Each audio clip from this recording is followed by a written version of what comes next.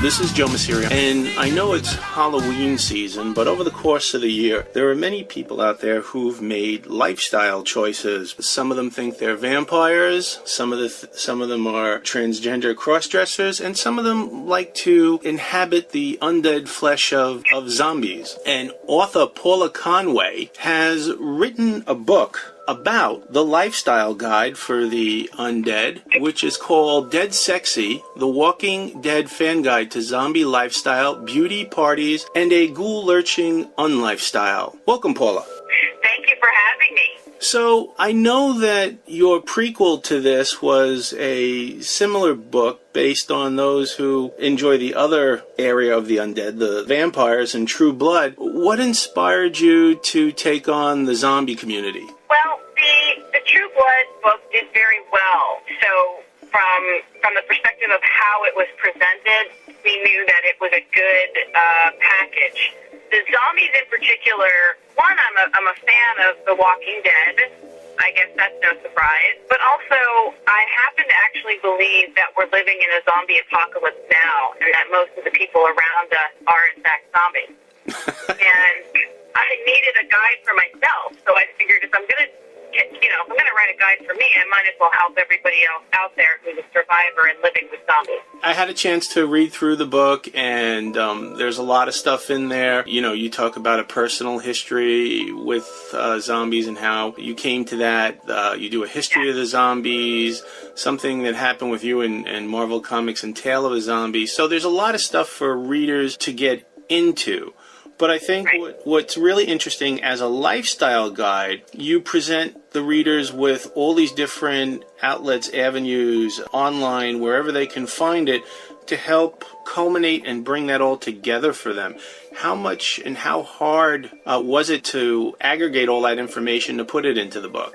It wasn't too difficult. What was challenging was figuring out of the opportunities out there for survivors and for zombies, which ones were legitimate and which ones were really functioning organizations. So, there's an organization for single zombies, or if you're single and searching to date a zombie, there's actually a company that will help you if you're a survivor and you've located zombies around you, and there's an 800 number in there for that company as well. So it was really vetting them, contacting them, and figuring out which ones are real and which ones are maybe not really functioning as well or going to really be able to help people. Now, I think one of the really interesting things about this publication as opposed to other publications at this moment is, first of all, it's available as an ebook, and as such, not only have you found all these different companies that provide different products and services, you've been able to provide discounts from everything to makeup to clothing to even travel for people wanting to live that zombie lifestyle. I mean, that's a very unique thing to present to people, and I think it's a very good motivation to seek out the book and buy the EPUB. Yeah, that was actually the crux of the business model, was that I wanted to create a series of ebooks, of which this is the second, in the series, where it wasn't just about the book and the content, that existed in of itself for that readership, whoever that audience would be, but that it took it to another level, so that if you buy the book, you also have access to these limited time sales, these very exclusive deals that are just for our readers. So, for example, we reached out to Rocky Brands, which makes Durango boots. Durango boots are very expensive, first of all. I'm a boot wearer myself, but if you wear boots in that vein, like Durango boots, they also last for a very, very long time, a decade or more, if you take care of them. So we reached out to Durango because they make a style of boot that is used in the TV show The Walking Dead. And if you look at the male and female characters, you'll identify the boot. And we specifically said, I'm writing this book, and would you like to put an offer? Because this is a very dedicated fan base, whether you're a survivor living an unlifestyle with zombies, or you're a zombie, living an unlifestyle with survivors and zombies, you're going to want this boot, and you can get it at a 20% discount, but you can only get that discount in my book. And then from there, we have food, we have fashion, we have a lot of wonderful jewelry by some amazing jewelry designers. We have bath products, I mean, it really runs the gamut, and you won't be able to get those deals anywhere else, and I think that's really special. I wanted to ask you, you come from a background in media, and you've done some books on beauty. Your first venture into the supernatural again was the True Blood Party book, which was also done by Riverdale Avenue Books. As you approach the zombie subject, and it's, very popular within the zeitgeist of people out there today, what was the most surprising thing you learned about the phenomenon and the history of the zombies? I think, when I started doing my own research about zombies, I went back and I grabbed the Zombie Survival Guide, which was written by Max Brooks. It was given to me actually as a gift, and at the time when it was given, I thought it was fun, and it was definitely something I wanted, but I really didn't dive into it. So when I started doing my research, I realized that the common opinion that, it's not common, and the uncommon opinion that we currently live with zombies was actually not just mine, that Max Brooks shared it, that some writers at the New York Times shared it, and that was the most surprising thing to find out, is that the zombie phenomenon definitely exists for most people who are interested in watching a TV show or a movie about the possibility, that this could happen, and reliving it in our minds. That's scary, and it's provocative, and it's interesting. But there's also a few of us, a slice of us out there that recognize that there's that deeper meaning. There's a deeper allegory to the fact that we struggle in our lives every day, and oftentimes our largest struggles are with other people. And why is that? Why is it that some of us wake up every day and feel that we're very much alive and working very hard and achieving things and creating and creative, and our biggest obstacles are other people? And I think my biggest surprise for me was to find that I am absolutely not alone in that thought. Wow. It's interesting. I can understand how you could do a sexy fashion makeup guide for vampires, being that the whole vampire myth comes out of the Victorian era sexual oppression and how it's blossomed over the years. But I don't think I've ever equated sexy with zombies. How did you find the sexy and the sensuality within the zombie? Yeah, you're absolutely right. I mean, that was one of the more interesting struggles, is that, vampires are very interesting. They're nearly people. They have emotions, they have fashion sense, they hold jobs, they have positions of power. Zombies, juxtaposed to that, are pretty darn boring. They're not particularly interesting, and they don't have a lot to offer. That's a challenge. And in terms of the sexy part of it, the lifestyle is for both sides, and it is really very much geared heavily towards the survivor side. There's that idea that I'm alive and I'm very much present, but I'm living in this apocalypse, and I want to make sure that I am sensible, right? Because I need to be guarded.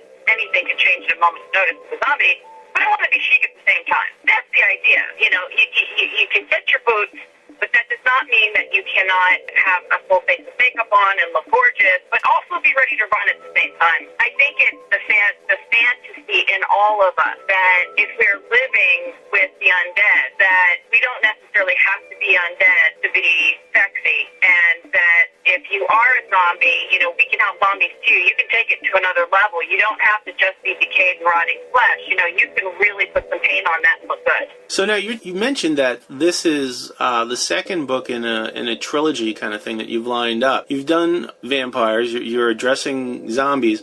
What's the third book? Well, we're actually going to take a bit of a detour from this particular type of lifestyle. The next one is actually going to be a beauty book, and it's actually going to be called the Beaut E book. The Beaut E book, because it's a beauty book that it will be primarily exclusively, an e-book. That is going a little bit 360 back to where I started with my first book, The Beauty Bible, spelled B-U-Y-B-L-E, with HarperCollins, and sort of bringing that dream of doing another beauty book that has offers and give-backs and exclusive deals in there for readers. And I think the first one that I'm thinking is going to be an anti-aging beauty book. It sounds like, you started off in regular publishing and the e-publishing market has exploded. As you as a writer creating these books, what do you foresee is the sky the limit for the future of what you can do with books now as an author? And how are you, how has each book changed over the course of the projects to this new book that you're doing, influenced by technologies and e-publishing?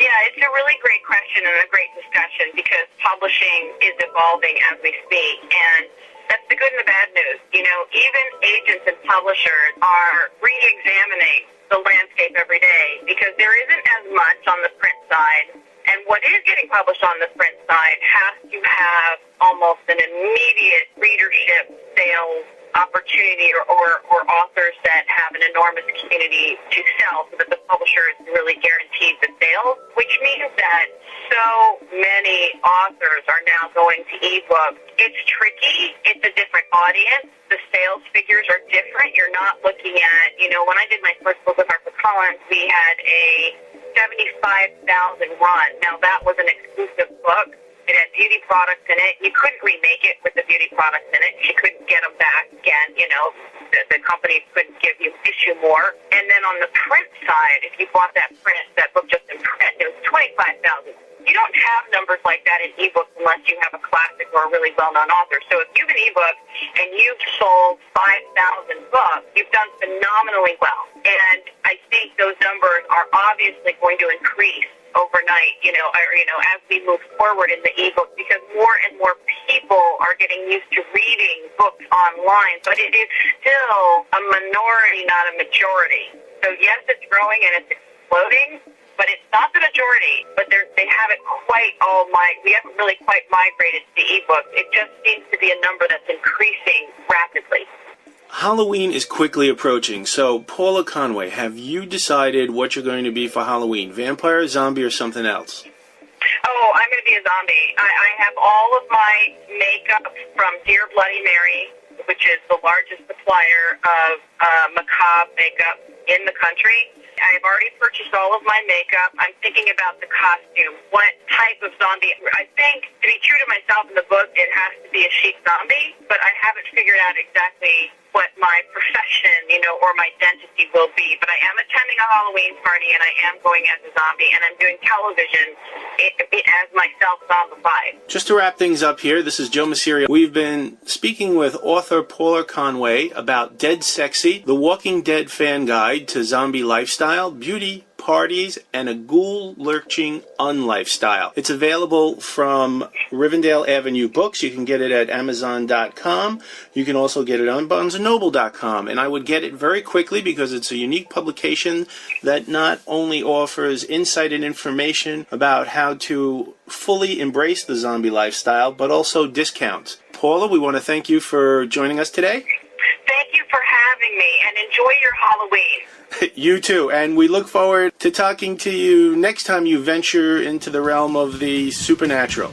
Absolutely, and I most certainly will. Thank you so much.